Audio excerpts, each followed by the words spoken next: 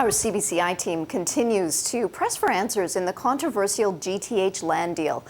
Today, we are hearing from a man with insider knowledge of what happened, and he says he has concerns. Jeff Grigg was a senior official with the Ministry of Highways 3 years ago as the GTH land deal was being struck. Grigg found the deal alarming and tried sounding the alarm.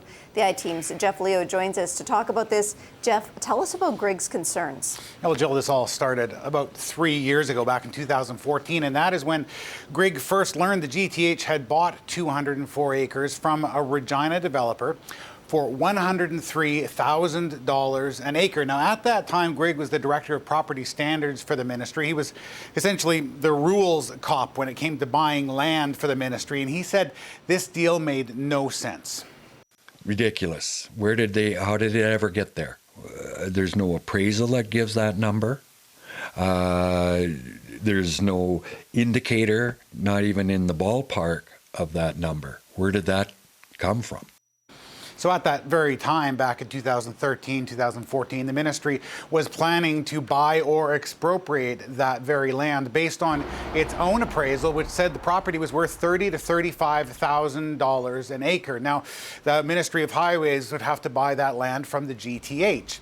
And Grigg said his bosses were under political pressure to pay more for the land in order to subsidize the GTH to bring it up to that $103,000 an acre price. And in the end, Highways agreed to a package deal that was equal to $103,000 an acre, 3 times more than Highway's own appraisal.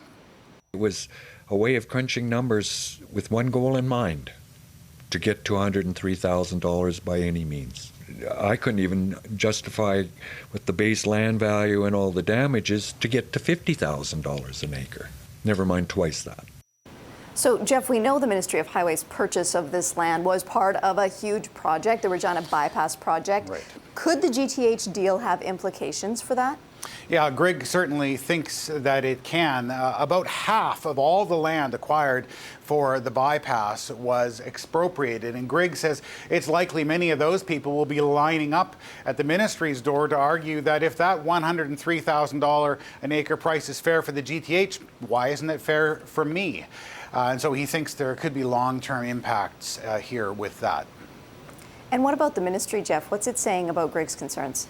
So the ministry has consistently refused to do interviews about this story, but in a written statement, the ministry did say this. It said, the ministry does not know why any employee would engage in idle speculation of this nature, referring to Grigg's comments. Thank you, Jeff.